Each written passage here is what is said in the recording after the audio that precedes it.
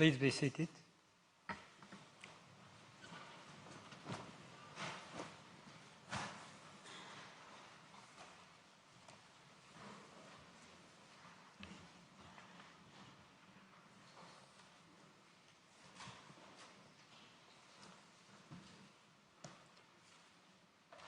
The sitting is open.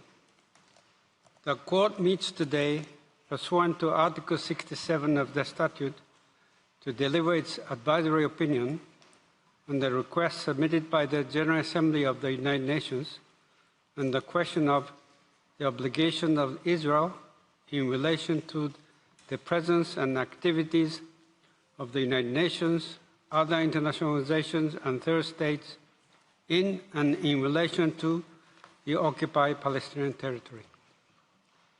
Judge Bandari, who attended the oral proceedings, could not participate in the deliberation and the vote on the advisory opinion.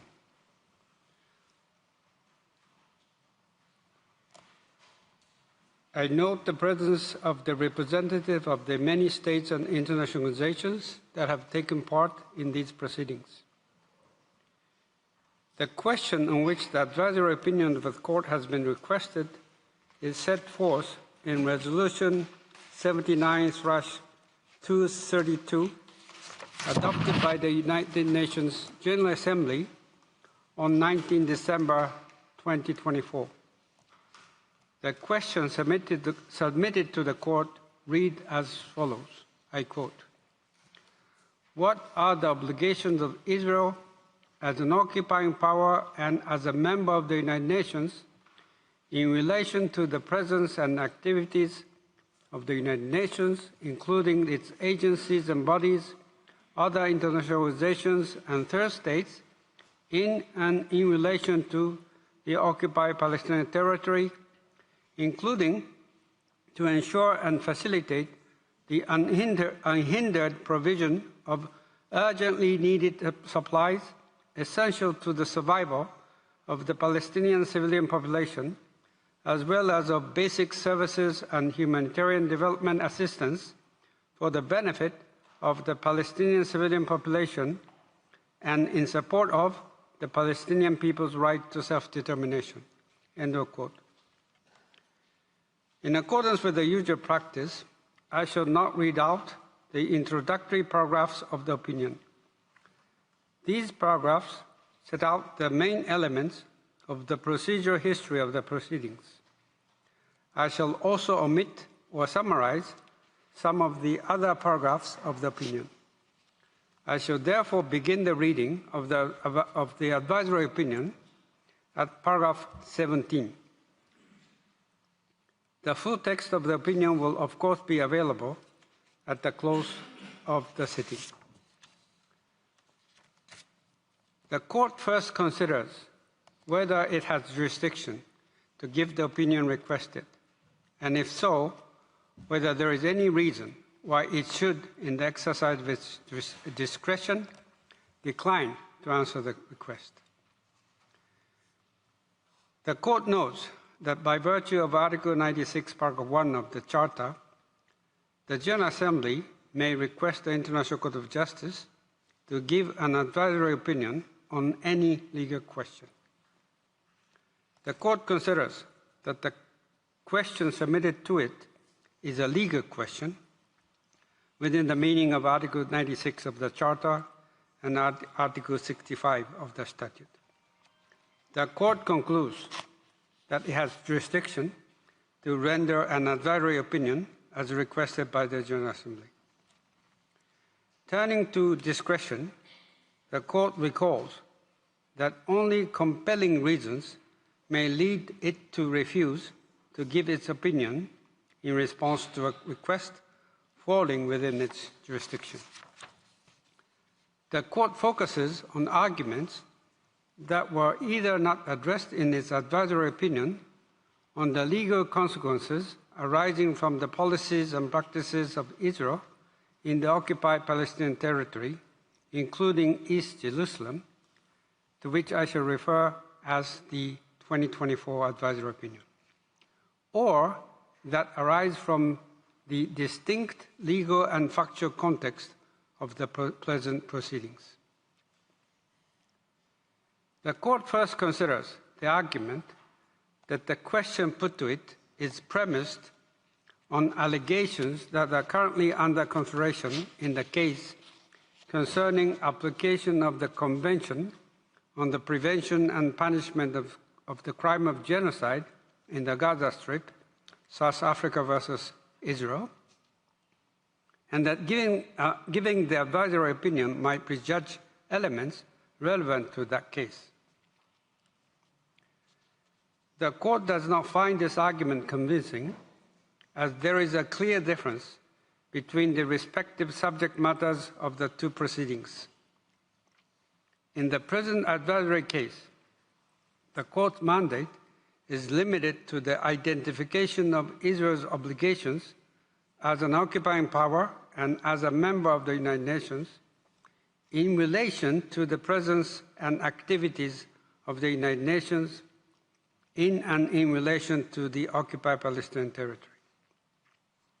By contrast, the contentious case between South Africa and Israel concerns the question whether Israel has violated its obligations under the Convention on the Prevention and Punishment of the Crime of Genocide, to which I shall refer as the Genocide Convention. The distinction between the two proceedings is unaffected by the fact that the Court's orders indicating provisional measures in the contentious case direct Israel inter alia to ensure the provision of basic services and humanitarian assistance to the population in the Gaza Strip. The measures indicated seek to preserve certain rights that the Court found to be plausible under the Genocide Convention. Although the same conduct may be required of a state under different legal rules, and the same conduct may simultaneously breach multiple obligations, a determination made by the Court in the context of one obligation does not necessarily prejudge the question of compliance with a different obligation. Here, the facts that are relevant to a potential finding of a violation of obligations under the Genocide Convention are sufficiently distinct from the facts that are relevant to the determination of Israel's obligations as an occupying power and as a member of the United Nations in the present context. There are, however, factual and legal matters that may be relevant both in the present advisory proceedings and in contentious proceedings. In this respect, the Court recalls that the parties to pending contentious proceedings will have the opportunity to present evidence and arguments on questions of fact and law, on the basis of which the Court will decide in those proceedings. The Court then turns to the argument that the question put to it has already been largely addressed in its previous advisory opinions on the legal consequences of the construction of a wall in the occupied Palestinian territory and on the 2024 advisory opinion. The Court considers that the current request differs from the earlier ones and concerns a question that was not addressed in the previous advisory opinions. First, the present request pertains to a specific issue that had not emerged at the time of the earlier advisory opinions. As recounted in the preamble of Resolution 79/232, the General Assembly's request was approved following Israel's adoption of legislation on 28 October 2024, curtailing the operations of the United Nations Relief and Works Agency for Palestine Refugees in the Near East, UNRWA. Second, the 2024 advisory opinion was limited ratione temporis to policies and practices taking place before 7 October 2023, By contrast, the present request concerns conduct taking place after that date. The Court then examined the argument that the request would require it to undertake significant factual investigations and make findings on disputed and evolving matters which cannot properly be pursued in the framework of advisory proceedings. The Court notes that the case file contains ample documentation concerning the relevant facts. In the present case, the Court considers that the information available enables it to decide legal questions in a manner consistent with its judicial function. Finally, the Court rejects the argument that the request abuses and weaponizes the international judicial process. Even if allegations of abuse of process could be advanced in the context of advisory proceedings, the Court does not consider that there is any basis for such a finding in the present case.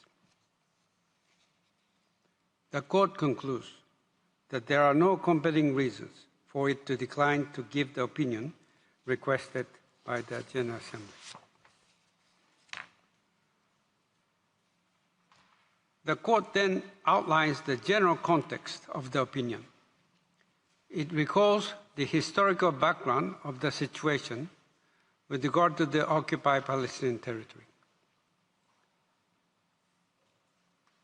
The Court next discusses how the United Nations, and in particular the General Assembly, became involved in the provision of humanitarian assistance to Palestine refugees, both Arab and Jewish. It notes inter alia the establishment of UNRWA in 1949 and the commencement of its operations in 1950. On 14 June 1967, UNRWA and Israel concluded a provisional agreement concerning assistance to Palestine refugees in the occupied Palestinian territory, to which I shall refer as the 1967 agreement.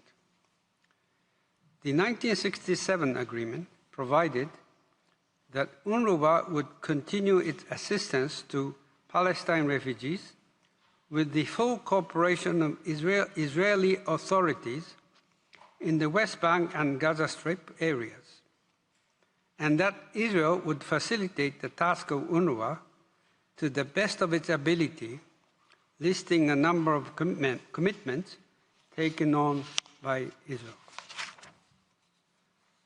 According to the United Nations, over its 75-year history, UNRWA has become a pivotal agency for relief and assistance to Palestine refugees in the occupied Palestinian territory.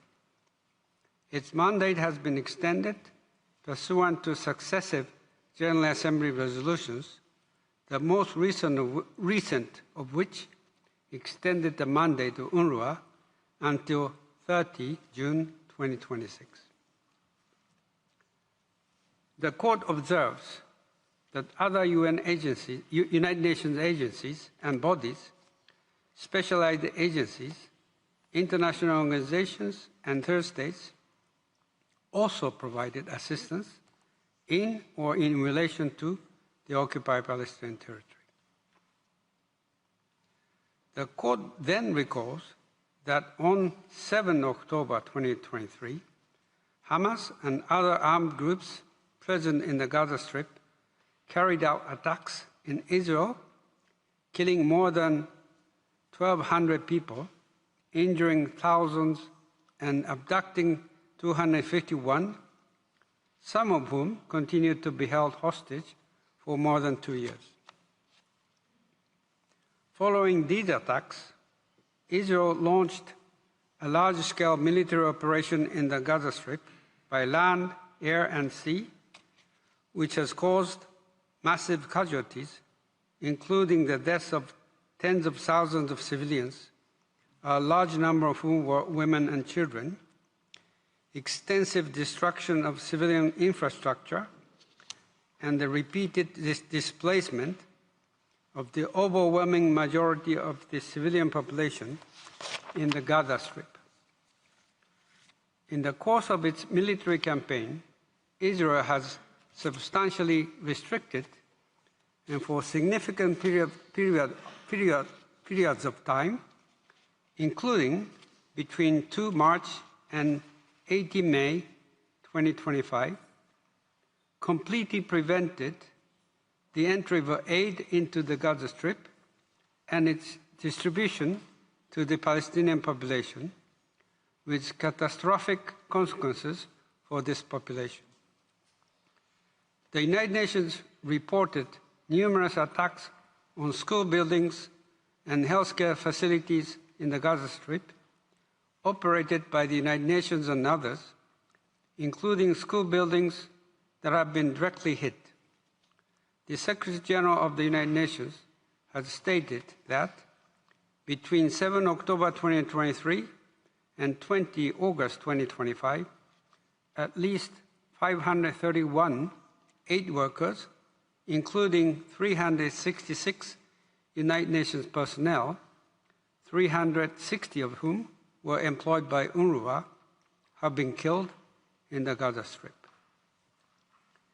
In January 2024, Israeli authorities alleged that a number of UNRWA employees had been involved in the 7 October 2023 attacks, that UNRWA premises have been appropriated by Hamas for military purposes, and that UNRWA had long lost its neutrality. The United Nations immediately took steps to investigate these allegations. In this connection, the Court discusses the investigations conducted by the Office of Internal Oversight Services of the United Nations, to which I shall refer as the OIOS, and the investigation by an independent panel set up to assess whether UNRWA was taking all reasonable steps to ensure its neutrality. Notwithstanding these steps, Israel has maintained its complaints about UNRWA.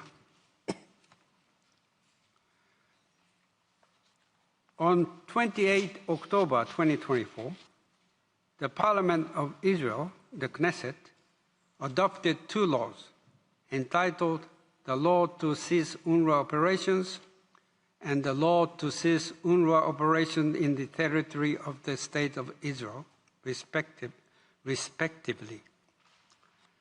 The Court notes that the second of these laws purports to apply to East Jerusalem.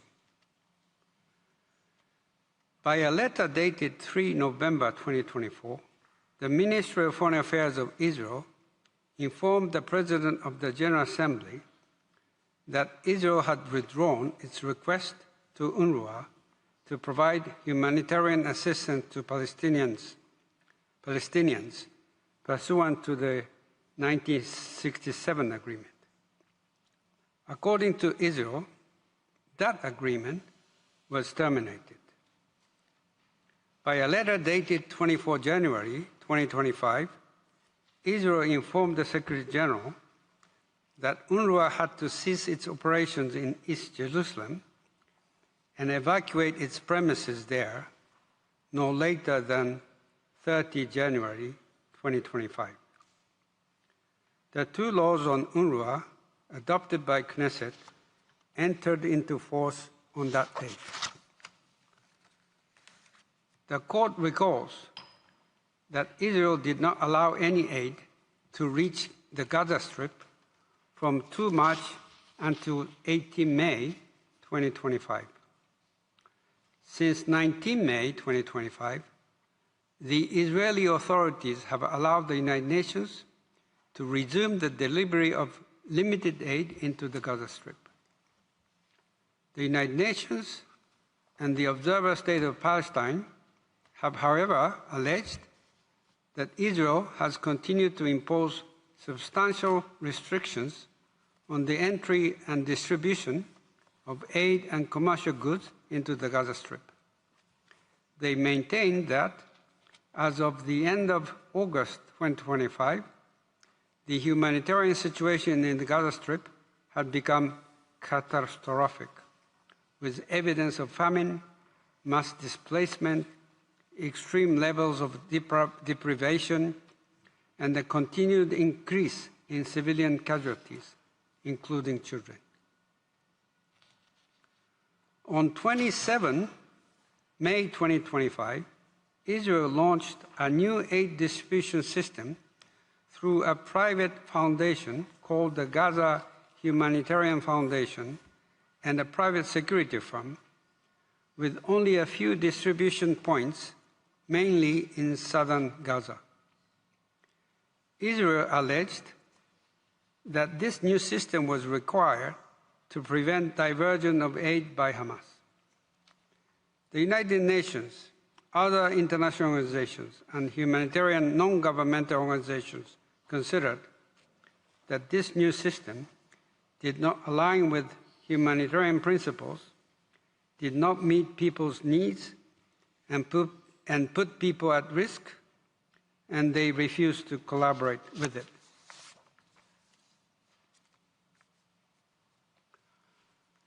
Having given an overview of the humanitarian relief situation in the Gaza Strip, the Court then turns to the scope and meaning of the question posed by the General Assembly. The Court observes that the question concerns the identification of the obligation of Israel. The General Assembly did not ask the Court to determine the legal consequences of any breach of these obligations. For this reason, the Court does not consider that it is called upon to determine whether Israel has violated its legal obligations or to address the legal consequences of Israel's conduct, including under the law of state responsibility. The Court explains that identification of Israel's legal obligations cannot be undertaken in purely abstract terms and requires taking the particular situation under the request into account. Thus, the Court states that it will base its assessment on the factual situation and identify Israel's obligations with the degree of specificity it considers warranted to fulfill its judicial function. Turning to the territorial scope of the question, the Court notes that the question covers Israel's obligations in relation to United Nations entities, other international organizations, and third states in and in relation to the occupied Palestinian territory. Thus, in addition to Israel's obligations in the occupied Palestinian territory, the request also requires consideration of Israeli activities undertaken on Israel territory or elsewhere to the extent that they concern the presence and activities of United Nations entities, other international organizations, and third states in relation to the occupied Palestinian territory. The Court further observes that while the question encompasses Israel's obligations in the occupied Palestinian territory as a whole, due to the specific reference in the request to urgently needed supplies essential to the survival of the Palestinian civilian population, it will pay particular attention to Israel's obligations in the Gaza Strip. In terms of its temporal scope, the General Assembly's request does not include any limitations. Moreover, the Court is aware that the situation in the occupied Palestinian territory is evolving rapidly. The Court indicates that it bases its legal analysis primarily on the facts as they stood at the closure of the oral proceedings on 2 May 2025, as well as on the participants' replies to the questions posed during the oral proceedings, which were received on 7 May 2025. Additionally, the Court takes into account subsequent developments based upon the information presented to the Court at its request by the United Nations, Israel, and the Observer State of Palestine, which was received by 8 September 2025. The Court observes that the request concerns two main categories of obligations. Accordingly, the Court will first consider the obligation of Israel as an occupying power. Then the Court will turn to the obligation of Israel as a member of the United Nations.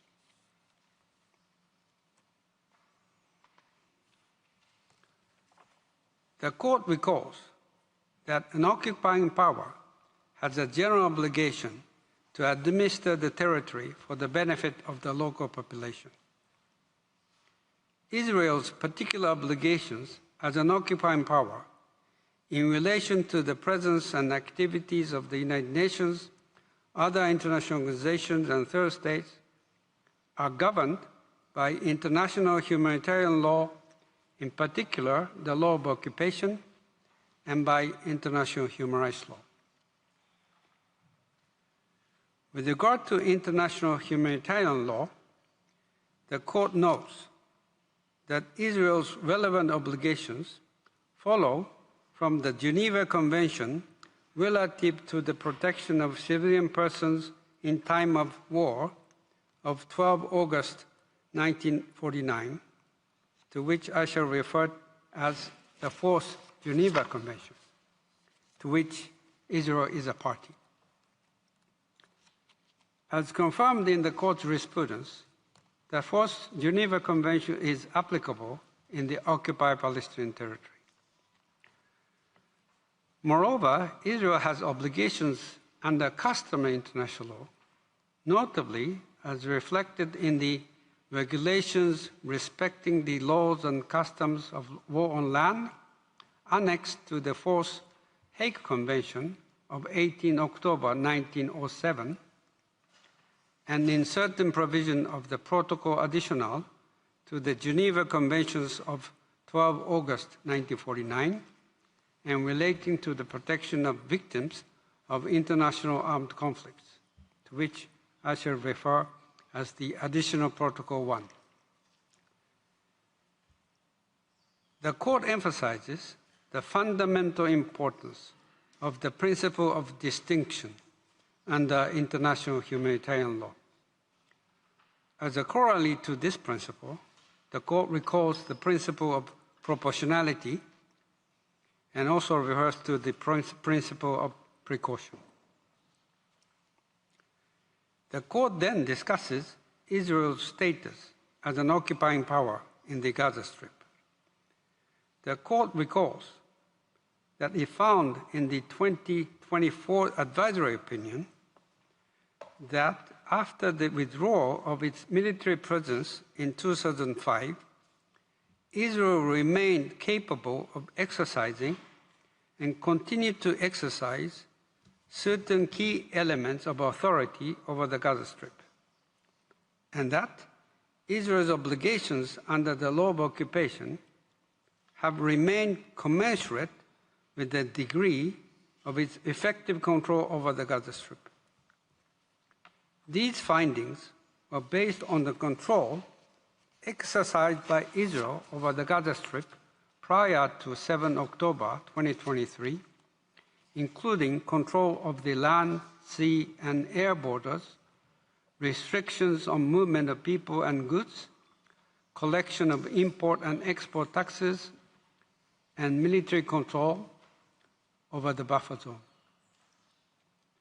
Since that date, Israel's effective control over the Gaza Strip has increased significantly, as evidenced inter alia by Israel's increased military control in large portion of the territory and Israel's blocking of aid between 2 March and 18 May 2025, which prevented all humanitarian aid from entering into the Gaza Strip.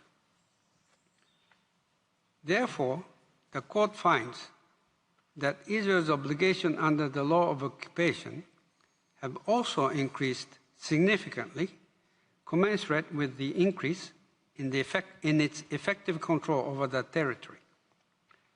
Those obligations include the obligations under the law of occupation considered hereinafter by the Court.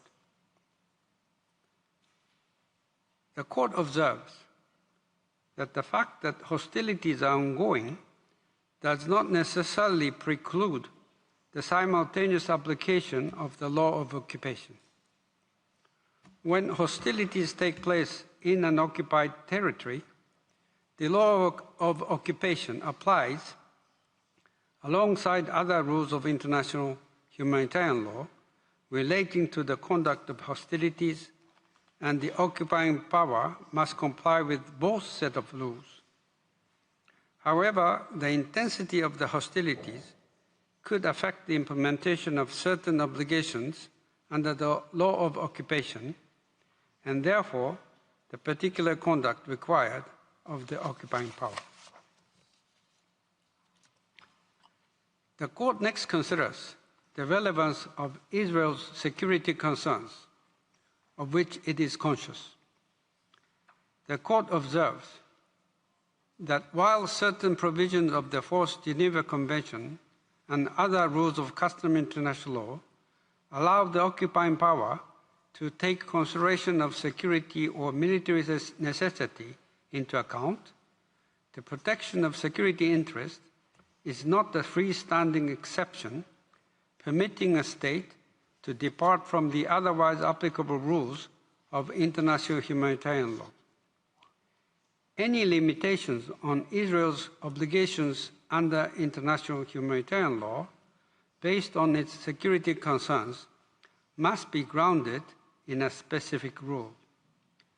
The Court underscores that reliance upon such concerns must be exercised in accordance with the principle of good faith. Further, the Court emphasizes that when states take measures to combat terrorism, they must comply with their obligations under international law, in particular, their obligations to respect international humanitarian law and international human rights law.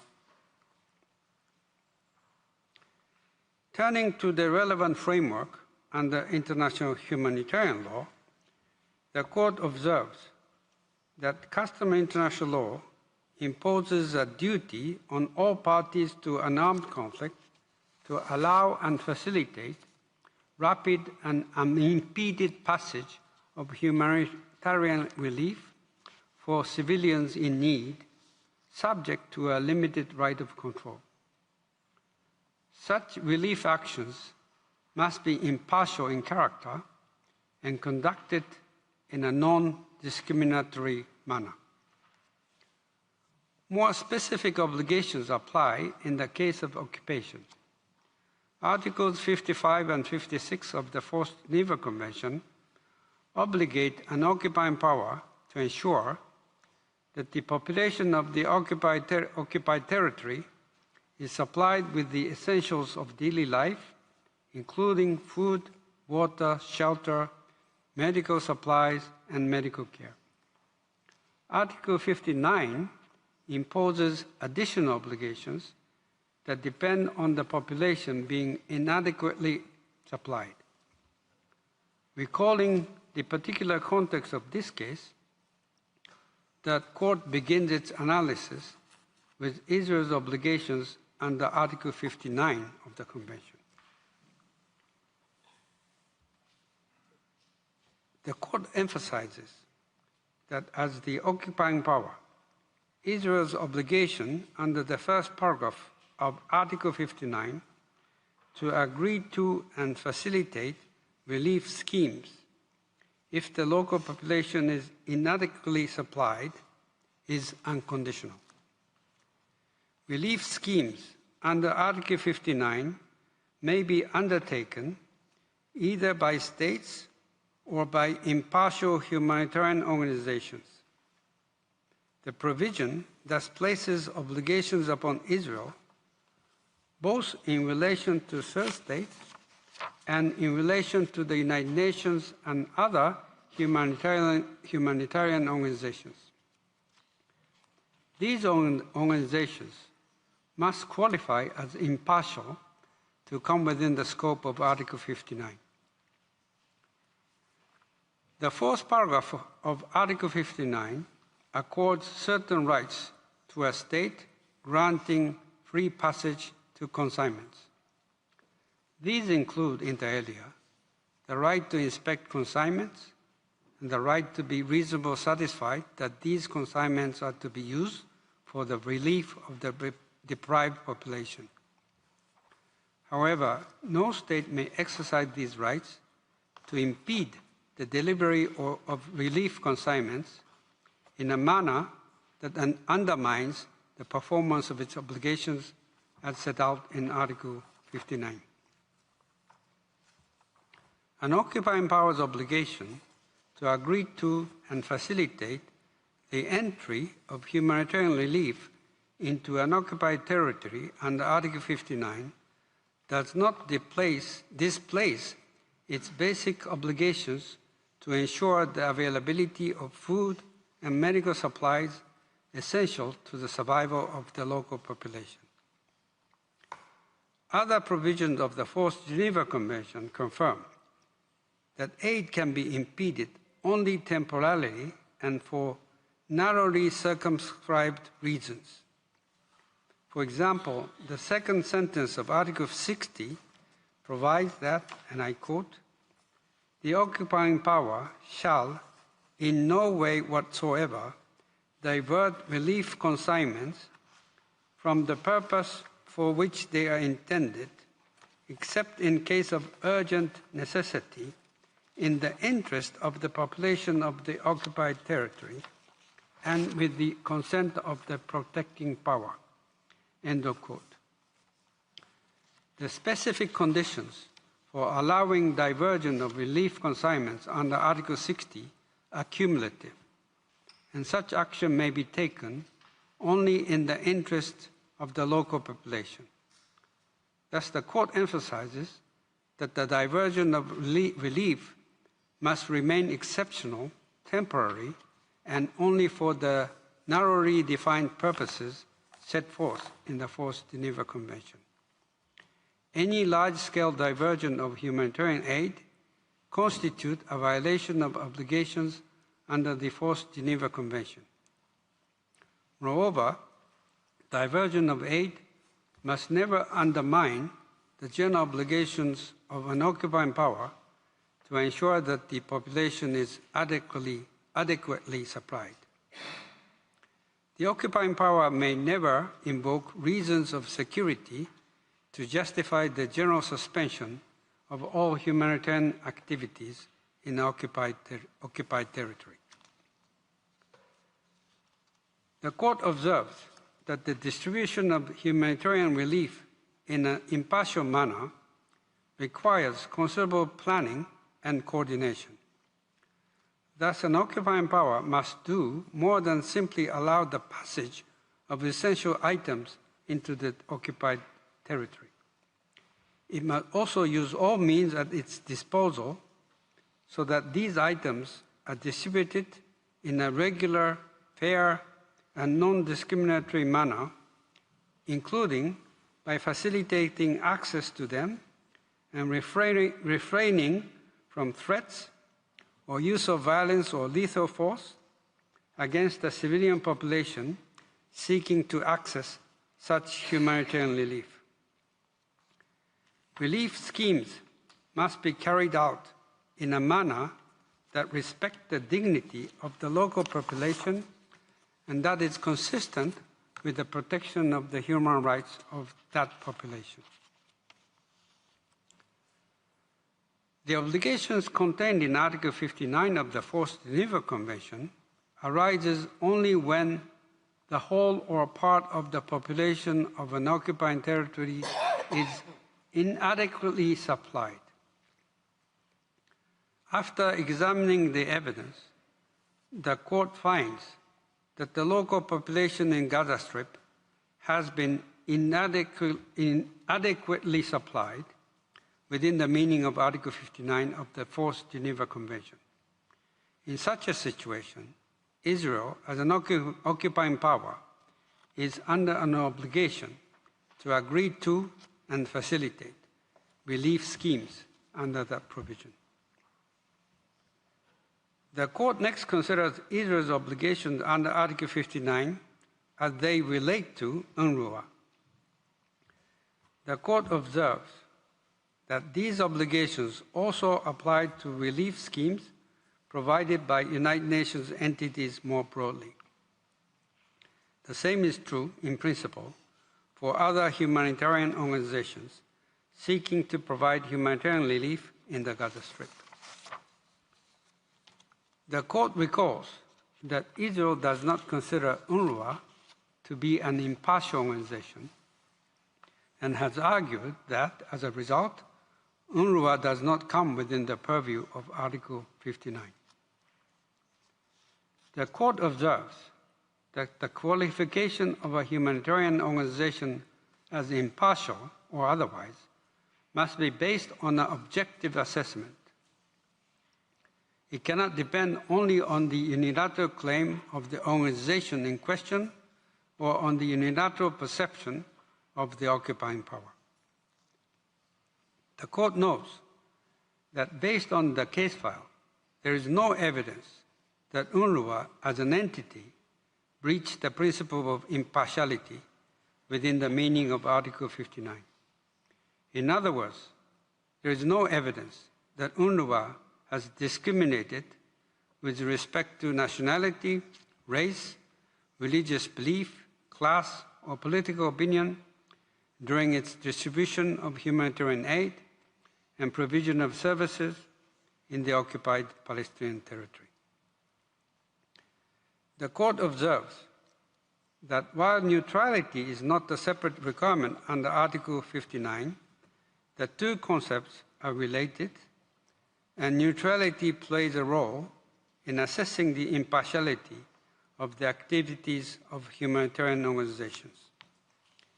Israel alleged that UNRWA has been infiltrated by Hamas and other terrorist organizations, and that UNRWA employees took an active part in carrying out the attacks of 7 October 2023.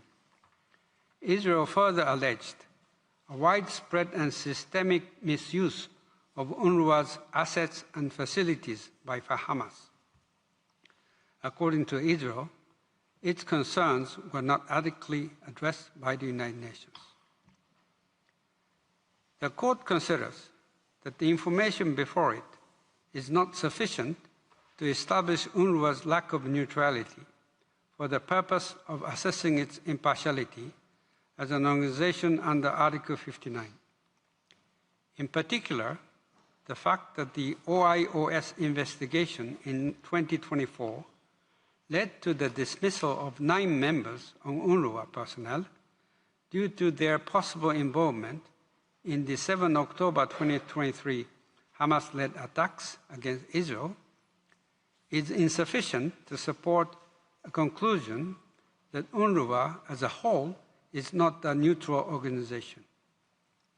In addition, the court finds that Israel has not substantiated its allegations that a significant part of UNRWA employees are members of Hamas or other terrorist factions.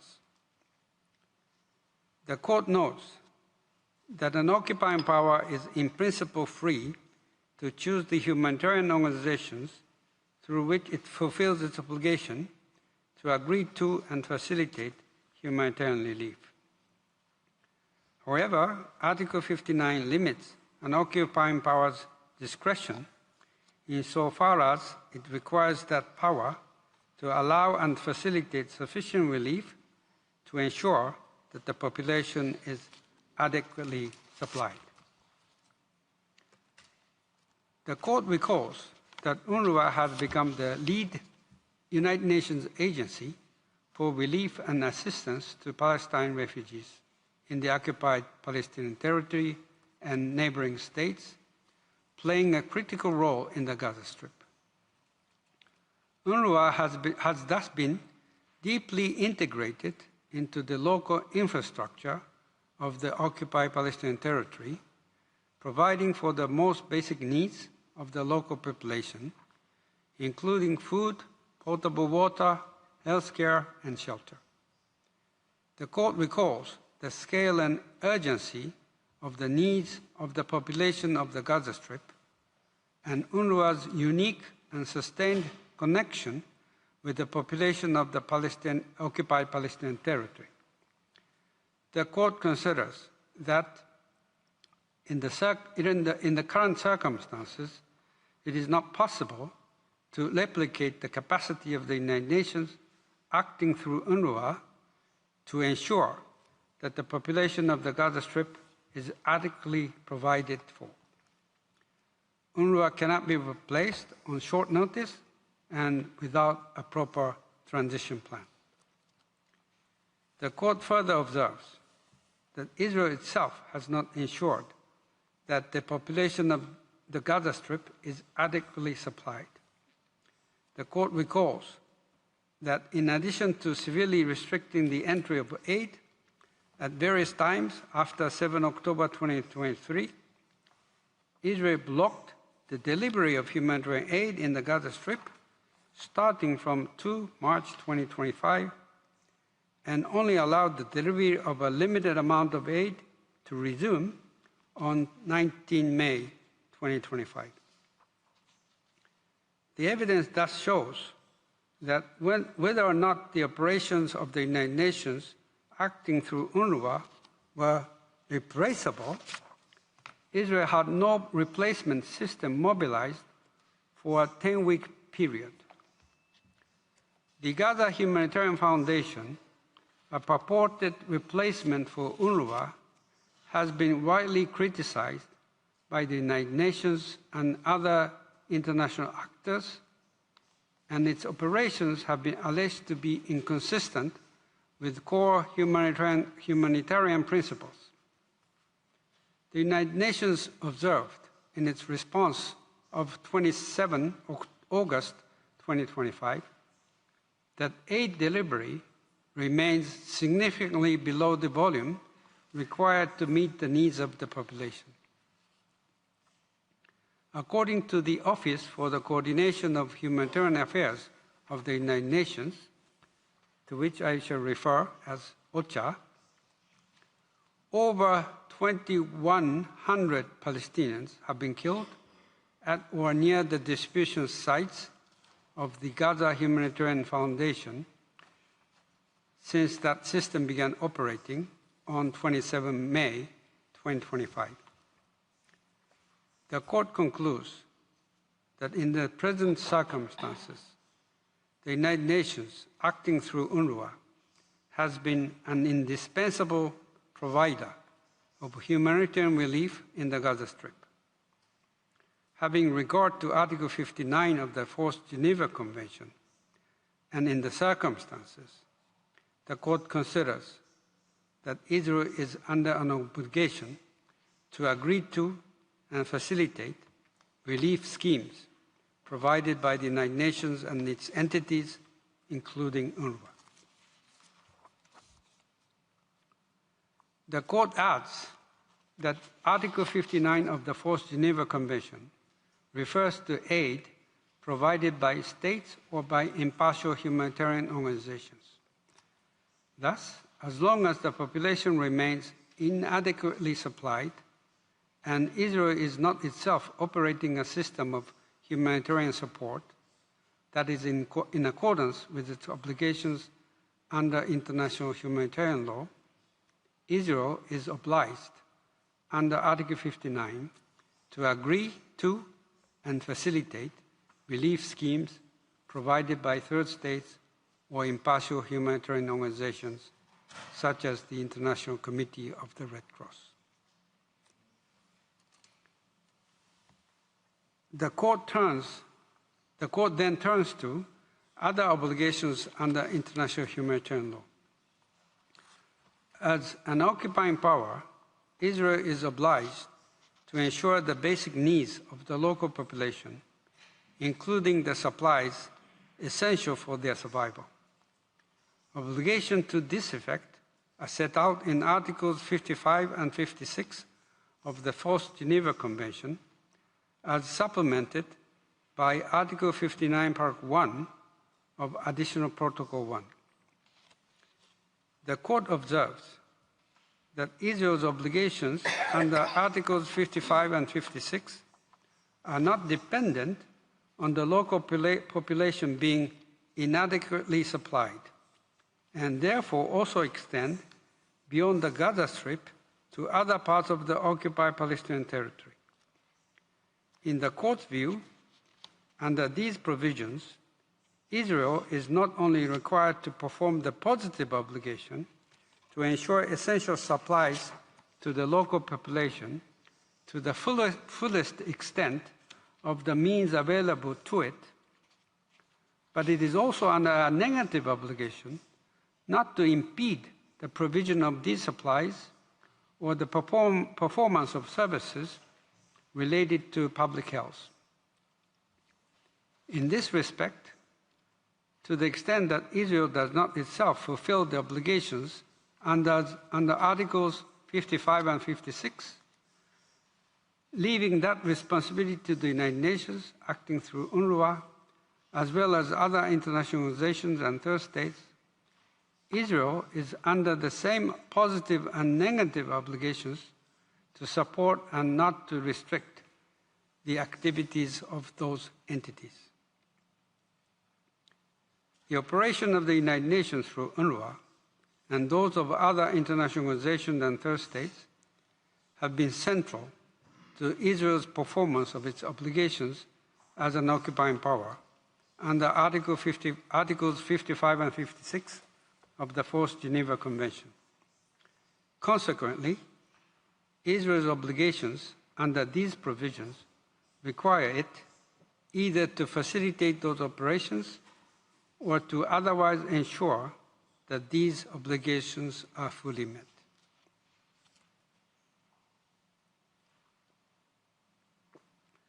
The Court next discusses the obligation of Israel to respect and protect relief and medical personnel and facilities.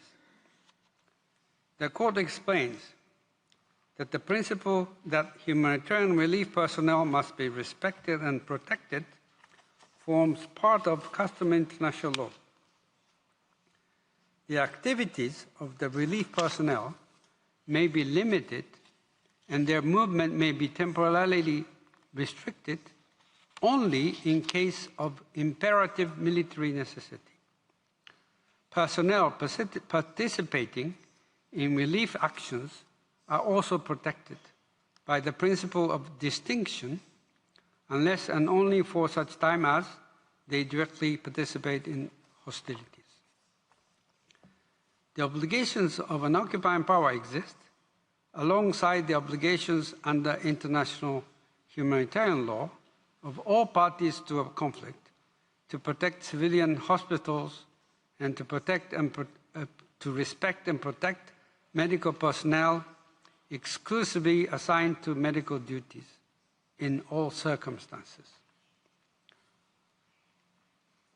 The Court then observes that the first paragraph of Article 49 of the Fourth Geneva Convention provides that individual or mass forcible transfers and deportations from occupied territory of protected persons within the meaning of that convention are prohibited, regardless of their motive.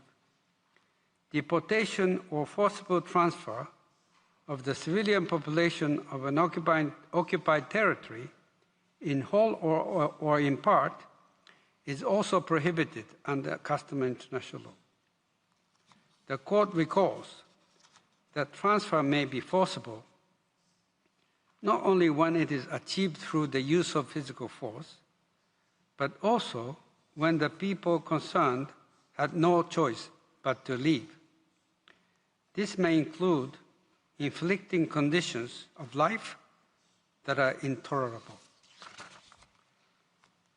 While the second paragraph of Article 49 of the Fourth Geneva Convention allows an occupying power to evacuate people to a given area if the security of the population or imperative military reasons so demand, it provides that persons thus evacuated shall be transferred back to their homes as soon as hostilities in the area in question have ceased. The Court observes that the third paragraph of Article 49 further stipulates strict conditions for such evacuations. According to some participants, including the United Nations, the Israeli military has issued numerous displacement orders, forcing hundreds of thousands of people into overcrowded areas and restricting the United Nations' ability to deliver urgently needed essential supplies. The Court observes that Israel, as an occupying power, is prohibited from restricting the presence and activities of the United Nations, other international organizations and third states in and in relation to the occupied Palestinian territory to a degree that creates or contributes to conditions of life that would force the population to leave. The Court next recalls the provisions of Articles 76 and 143 of the Fourth Geneva Convention and concludes that Israel is obliged to allow the ICRC access to visit protected persons from the occupied Palestinian territory detained by the Israeli authorities. In its final section on international humanitarian law, the Court explains that custom international law prohibits the use of starvation of the civilian population as a method of warfare. As the Court has noted, Israel blocked aid into the Gaza Strip, preventing the entry of humanitarian aid into the region from 2 March until 18 May 2025. In the view of the Court, Israel's consent to operation of the Gaza Humanitarian Foundation since 27 May 2025 and to other limited humanitarian aid has not significantly alleviated the situation. The Court further refers to its finding that the local population in the Gaza Strip has been inadequately supplied. In these circumstances, the Court recalls Israel's obligation not to use starvation of the civilian population as a method of warfare.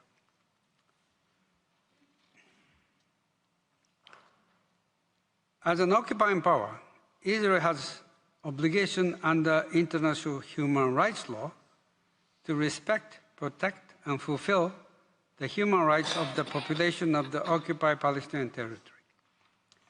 Restrictions on the provision of humanitarian aid that is indispensable for the well-being and dignity of the Palestinian population directly implicate these obligations. Israel is a party to several United Nations human rights treaties.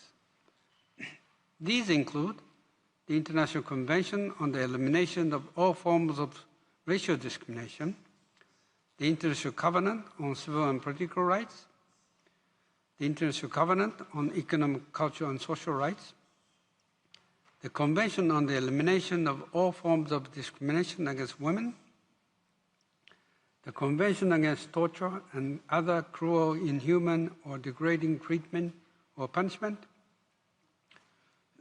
the Convention on the Rights of the Child, and the Convention on the Rights of Persons with Disabilities.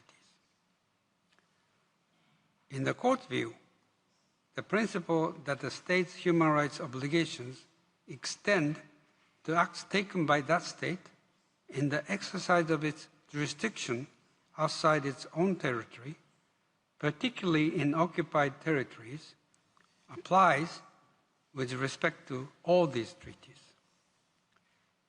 Both the human rights treaties to which Israel is a party and customary international law encompass a wide range of human rights that are relevant to the population of the occupied Palestinian territory. These rights apply alongside the obligation of an occupying power under international humanitarian law, including the obligation under Article 27 of the Fourth Geneva Convention that protected persons shall be respected and humanely treated, and the specific obligations of an occupying power addressed earlier. Such rights include the right to life, the right to be free from torture or cruel, inhuman, or degrading treatment or punishment, the right to liberty and security, the right to freedom of movement, the right to protection of family life, the right to an adequate standard of living, including adequate food, clothing, and housing, and the continuous improvement of living conditions, the right to the enjoyment of the highest attainable standard of physical and mental health, the right to education, and the right not to be subject to discrimination on specific grounds. The Court has confirmed that Israel has a positive obligation to respect, protect, and fulfill international human rights in the occupied Palestinian territory, even in times of armed conflict. The Court observes that to the extent that the local population has been capable of enjoying many of these human rights in the occupied Palestinian territory, this has been largely enabled and ensured through the work of the United Nations, particularly through UNRWA, supported by the activities of other international organizations and third states. Consequently, any diminution by Israel of the capacity of UNRWA and these other actors to ensure these basic human rights means that the obligations of Israel to respect, protect, and fulfill these rights increases to a commensurate degree. In its advisory opinion, the Court recalls policies and practices of Israel that have resulted in the deprivation of the essentials of daily life for the local population of the Gaza Strip. The Court then discusses how the various rights it has identified may be engaged.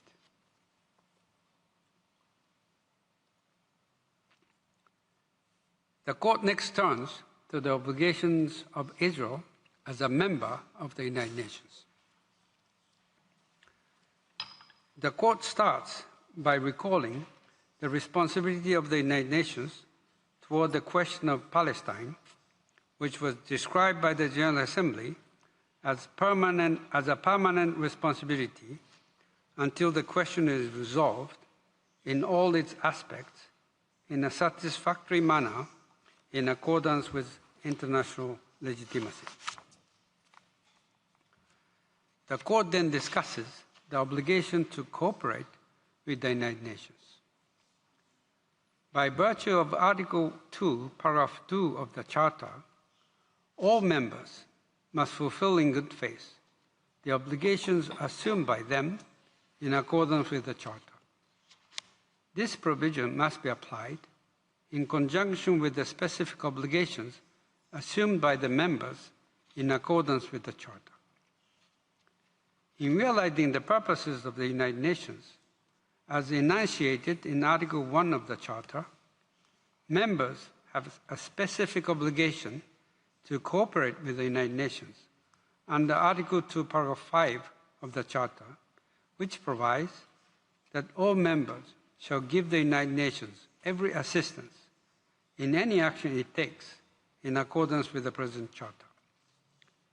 This provision must be read together with the provision of the Charter relating to the powers of various organs of the United Nations. Compliance with this duty to render assistance is important for the effective functioning of the organization, the fulfillment of its mandate, and the independence and efficacy of its personnel in the discharge of their duties. Furthermore, members are under obligation to cooperate with the United Nations under Articles 55 and 56 of the Charter. The obligation of Israel and of all other member states to cooperate with the United Nations with respect to the question of Palestine is of paramount importance in addressing the critical situation on the ground since October 2023, in which the United Nations, together with other actors, plays a crucial role in delivering and coordinating humanitarian aid and development assistance to the occupied Palestinian territory, in particular through UNRWA in the Gaza Strip. The Court recalls that Israel, as an occupying power, is not entitled to sovereignty over or to exercise sovereignty powers in any part of the occupied Palestinian territory, including East Jerusalem. By enacting and enforcing the two laws adopted by the Knesset on 28 October 2024, that unilaterally terminated Israel's cooperation with UNRWA, including its operation in East Jerusalem, Israel continues to exercise sovereign power in East Jerusalem. Moreover, these laws have directly resulted in obstructions to the operations of UNRWA in and in relation to the occupied Palestinian territory, in particular in the Gaza Strip. Furthermore, the Court notes that UNRWA, as a subsidiary organ of the United Nations, has been entrusted by the General Assembly to provide direct relief and work programs for Palestine refugees. It cannot carry out such a mandate effectively without having direct access to the population in the occupied Palestinian territory. This is particularly true given the crucial role that UNRWA has been playing since October 2023. In the view of the Court, Israel is not entitled to withhold its cooperation with the United Nations by unilaterally deciding on the presence and activities of the United Nations entities in and in relation to the occupied Palestinian territory, subject to paragraph 184 of the advisory opinion. Lastly, Israel must fulfill its obligations in good faith. In the event of any difference arising between Israel and the United Nations, the obligation to cooperate requires Israel to pursue consultation and negotiation with the United Nations. The Court then turns to the obligation to respect the privileges and immunities of the United Nations. It refers first to Article 105 of the Charter of the United Nations. It adds that the privileges and immunities of the United Nations are further set out in the Convention on the Privileges and Immunities of the United Nations, to which I shall refer as the General Convention, adopted by the General Assembly pursuant to Article 105, paragraph 3 of the Charter. Israel acceded to the General Convention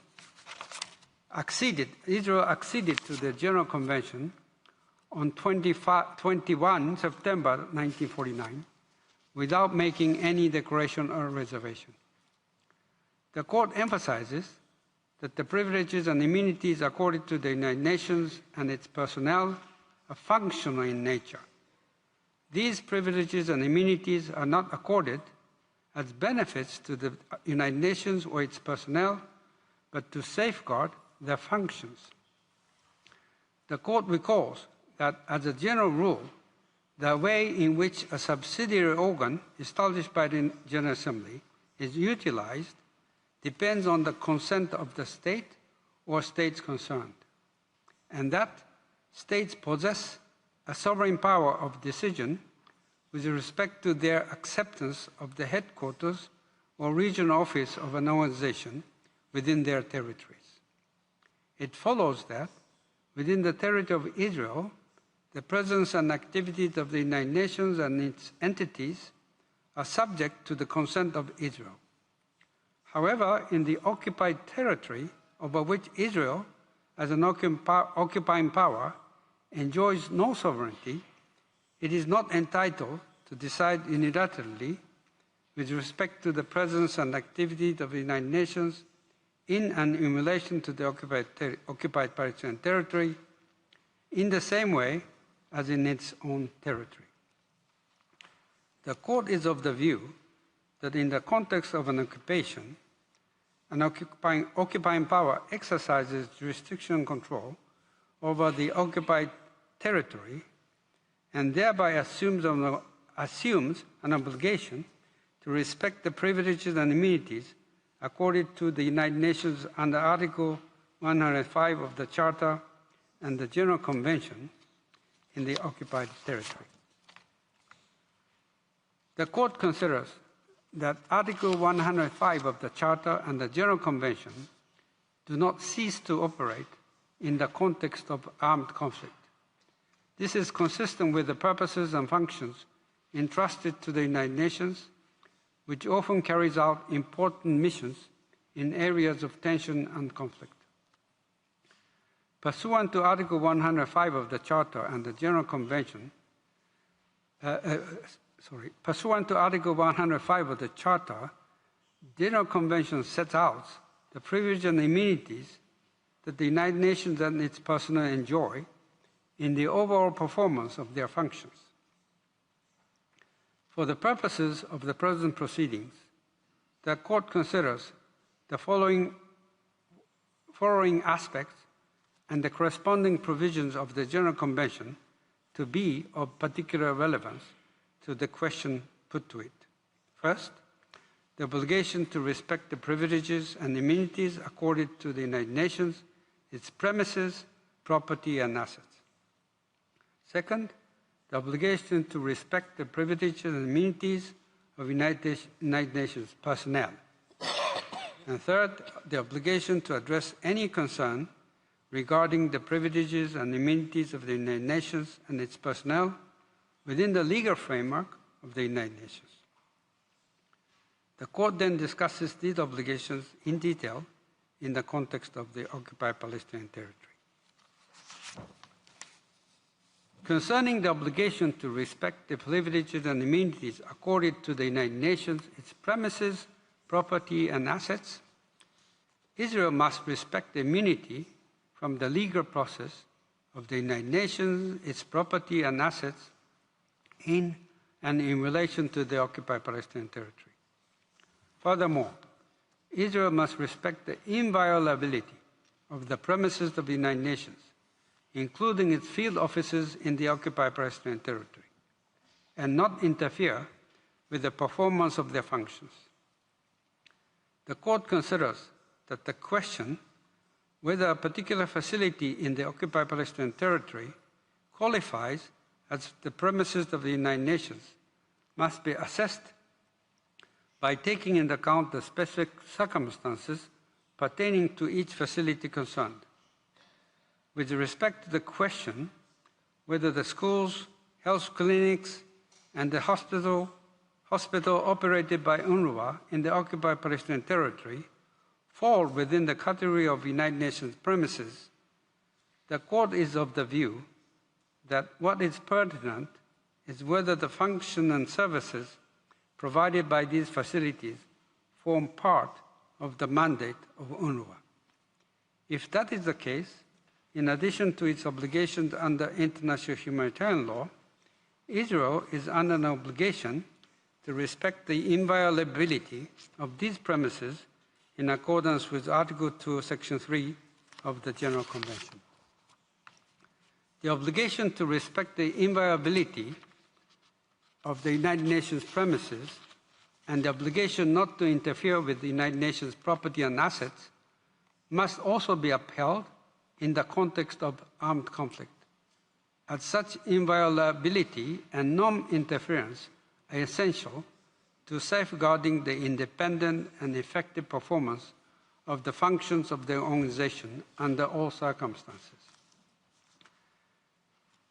The Court acknowledges that the context of an armed conflict raises challenges, especially in the situation of potential loss of control by the United Nations over certain of its premises. However, it is for the United Nations to determine whether a particular facility remains the premises of the United Nations. In the view of the Court, such a determination by the United Nations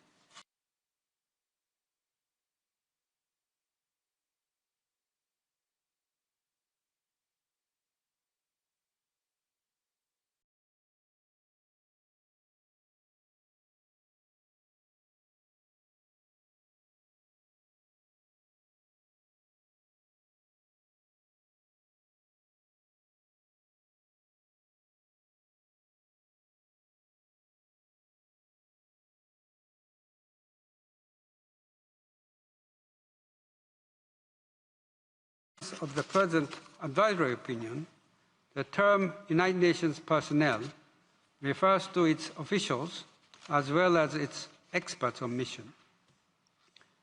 In and in relation to occupied Palestinian territory, Israel must respect the independence of United Nations personnel and the privileges and immunities necessary for the exercise of their functions. The Court considers that United Nations personnel are entitled to the privileges and immunities provided by Article 105 of the Charter and Articles 5 to 7 of the General Convention for all acts performed by them in their official capacity. It is for the Secretary General to determine whether a particular official or expert on mission is entitled to the privileges and immunities provided, and to assess whether that person acted within the scope of the person's functions. In the view of the Court, the Secretary General's determination of the scope of the official functions of the officials or experts in question creates a presumption that can only be set aside for the most compelling reasons and is to be given the greatest weight by states. In light of the foregoing, Israel is prohibited from taking actions contrary to its obligations under Articles 5 and 6 of the General Convention against United Nations officials and experts on missions operating in and in relation to the occupied Palestinian territory. In addition, Israel has obligations under the General Convention with respect to the free movement of United Nations personnel in and in relation to the occupied Palestinian territory so that they can carry out their mandated activities. The Court notes that in the context of the occupied Palestinian territory, the United Nations and its entities operating on the ground rely extensively on the contribution of local personnel. In this regard, the Court emphasizes that the free movement of local United Nations personnel for the performance of their official functions must also be respected by Israel. In concluding its analysis of the privileges and immunities of the United Nations, the Court notes that the United Nations has a responsibility to prevent and address abuses of the privileges and immunities of the organization and its personnel. The legal framework governing the privileges and immunities of the United Nations is not impervious to the legitimate concerns of members over such abuses. The privileges and immunities accorded to the United Nations and its personnel cannot be used as a shield for activities that are against the purposes and principles of the organization or are outside the functions of its personnel. Nonetheless, any concern of alleged abuse raised by a member regarding the United Nations or its personnel must be addressed within the existing legal framework for the settlement of differences. In any event, a member must not disregard its obligations under the Charter based solely on its unilateral assessment of the allegation. On the basis of the material before it, the Court notes that in response to the allegations concerning actions by UNRWA personnel, the United Nations took immediate action, launching 2 separate investigations, an internal one conducted by OIOS and an external one led by a group of independent experts. In the present context, it is important to reaffirm that a member has no right unilaterally to revoke the privileges and immunities accorded to the United Nations and its personnel, nor to abstain from performing the obligation that it has assumed. In the last section of its advisory opinion, the Court discusses the presence and activities of the United Nations in support of the right of the Palestinian people to self-determination. The Court is mindful that the present request for an advisory opinion has not arisen in isolation, but is situated in the context of Israel's prolonged occupation of the occupied Palestinian territory for more than 58 years, and the continued denial of the Palestinian people's right to self-determination. The Court recalls that Israel's territorial claim over East Jerusalem has long been declared null and void by Security Council Resolution 478, 1980 of 20 August 1980. The Court notes that the law to cease UNRWA operations in the territory of the State of Israel purports to apply to East Jerusalem.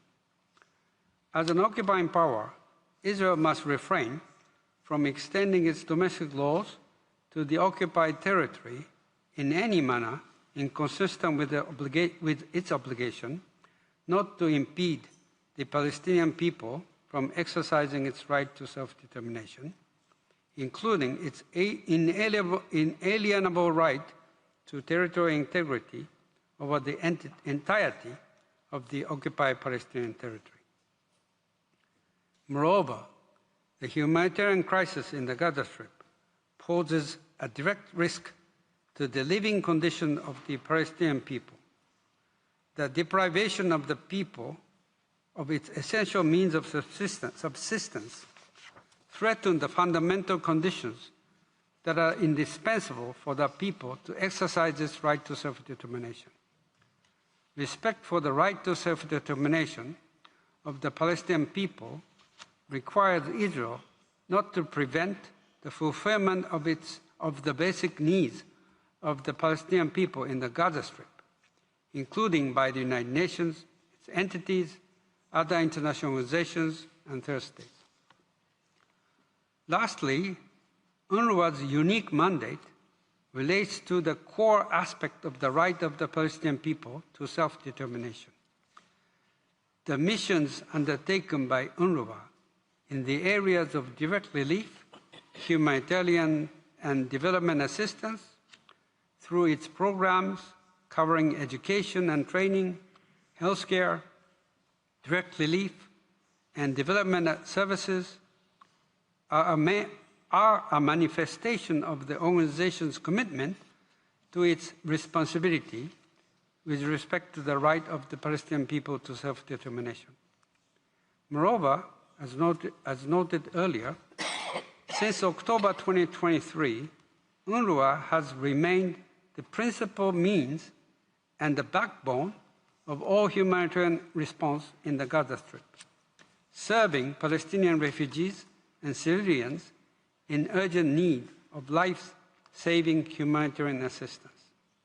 In this connection, Israel is under an obligation not to impede the operation of the United Nations entities, other international organizations and third states, and to cooperate in good faith with the United Nations to ensure respect for the right of the Palestinian people to self-determination.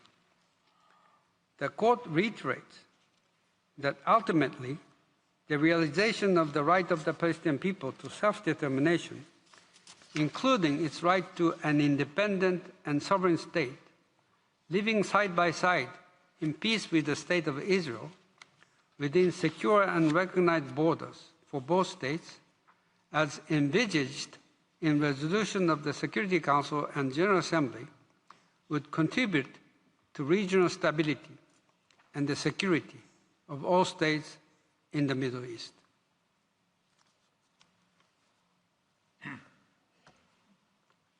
For these reasons, the Court unanimously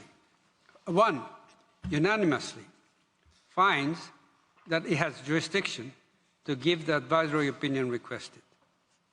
2, unanimously decides to comply with the request for an advisory opinion.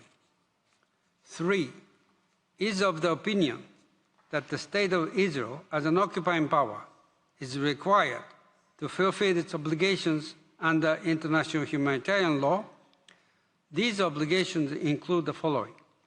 A, unanimously, to ensure that the population of the occupied Palestinian territory has the essential supplies of daily life, including food, water, clothing, bedding, shelter, fuel, medical supplies, and services. B, by 10 votes to 1, to agree to and facilitate, by all means at its disposal, relief schemes on behalf of the population of the occupied Palestinian territory, so long as that population is inadequately supplied, as has been the case in the Gaza Strip, including relief provided by the United Nations and its entities, in particular, the United Nations Relief and Works Agency for Palestine refugees in the Near East, other international organizations and third states, and not to impede such relief. In favor, President Iwasawa, Judges Tomka, Abraham, Shue, Nolte, Charlesworth, Brandt, Gomez-Robledo, Cleveland, Tladi. Against, Vice President Sebutinde. C, unanimously, to respect and protect all relief and medical personnel and facilities. D, unanimously, to respect the prohibition on forcible transfer and deportation in the occupied Palestinian territory. E, unanimously, to respect the right of protected persons from the occupied Palestinian territory who are detained by the State of Israel to be visited by the International Committee of the Red Cross. And F, unanimously, to respect the prohibition on the use of starvation of civilians as a method of warfare.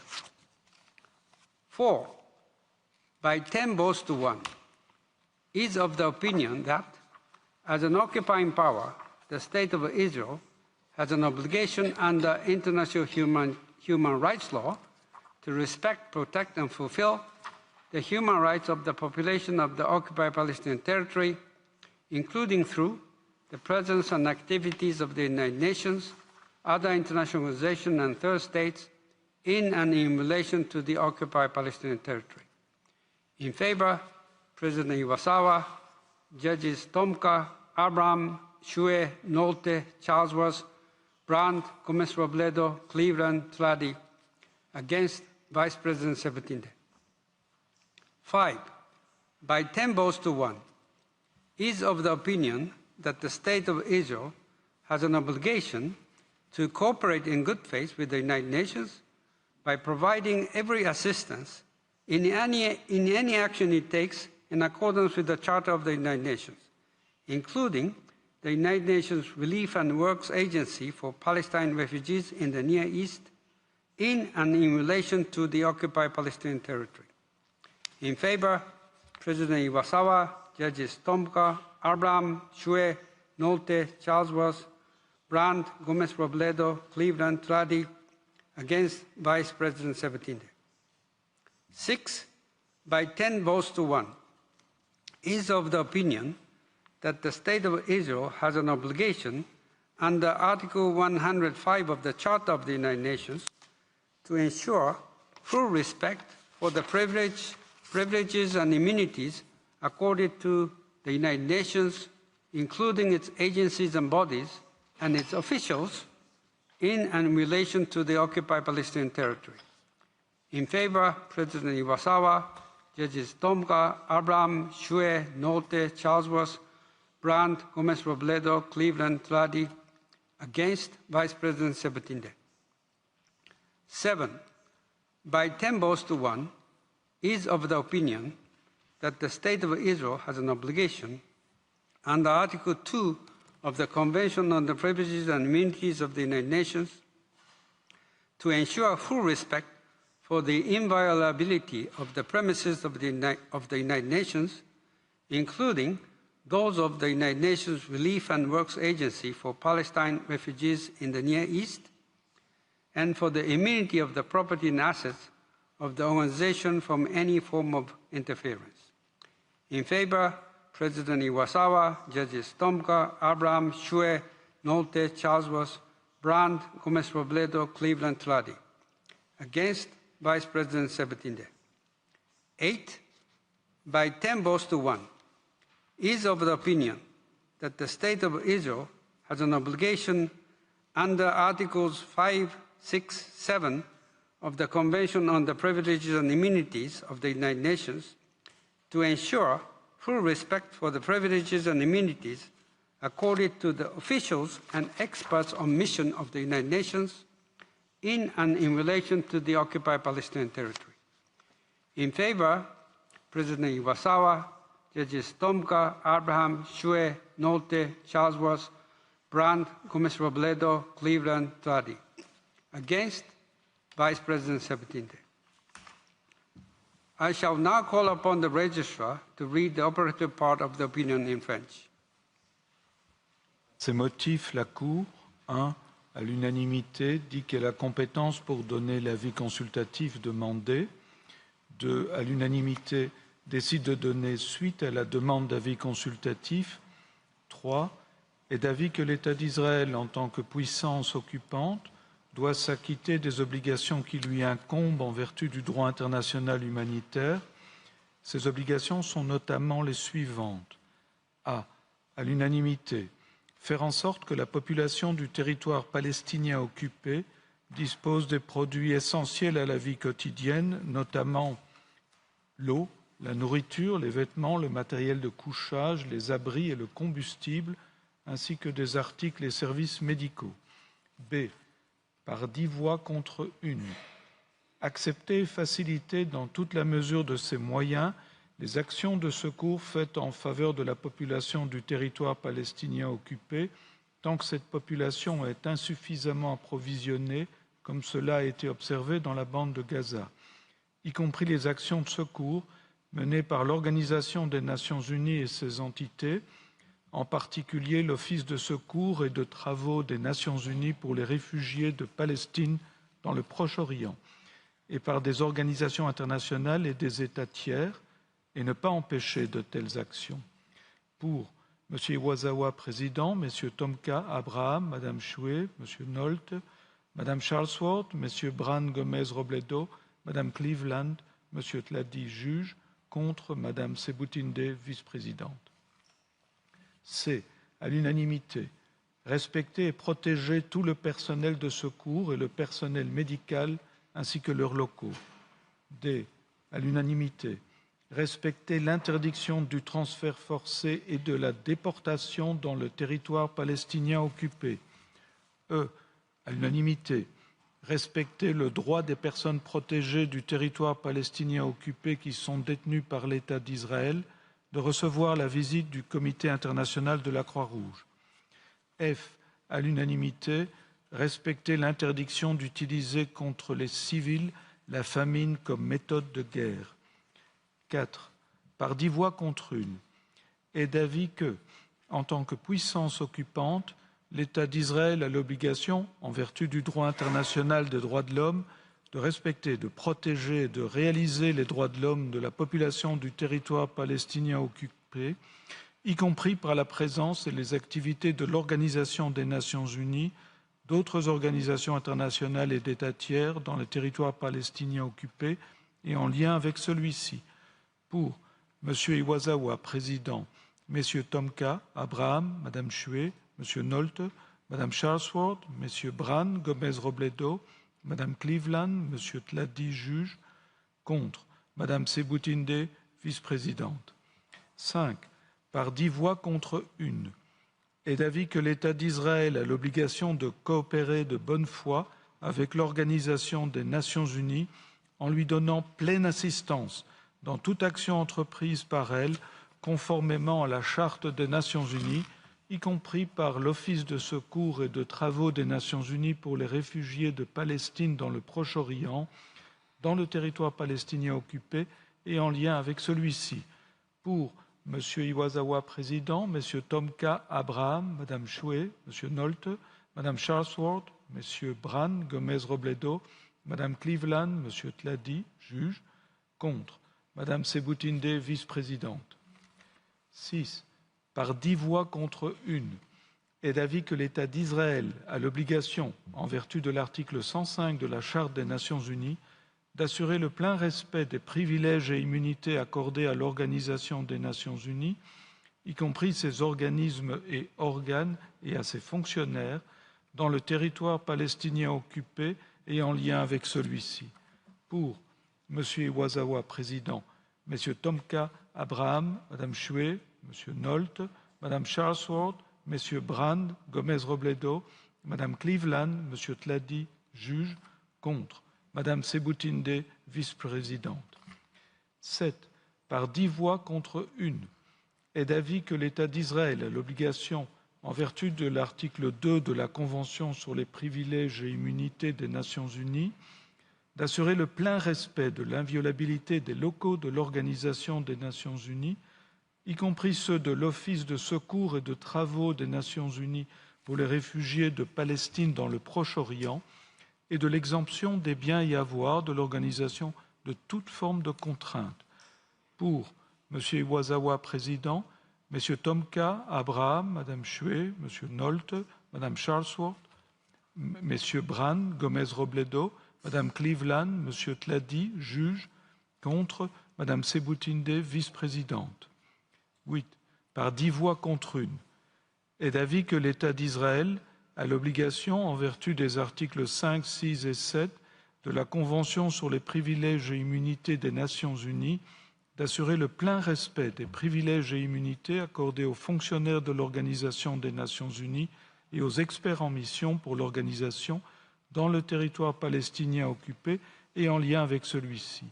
Pour M. Iwasawa, président, M. Tomka, Abraham, Mme Choué, M. Nolte, Mme Charlesworth, M. Bran, Gomez-Robledo, Mme Cleveland, M. Tladi, juge, contre Mme Sebutinde, vice-présidente.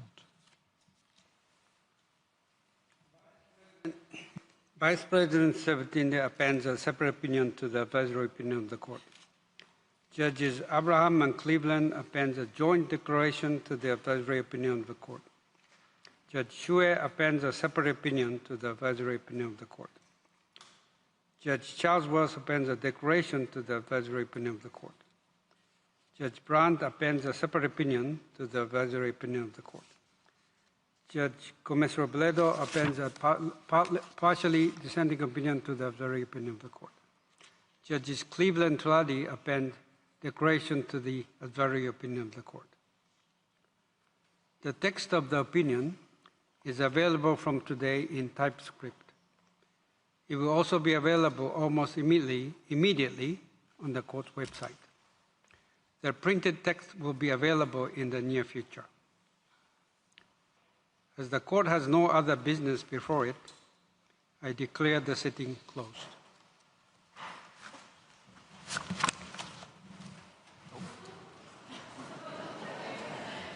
What's that?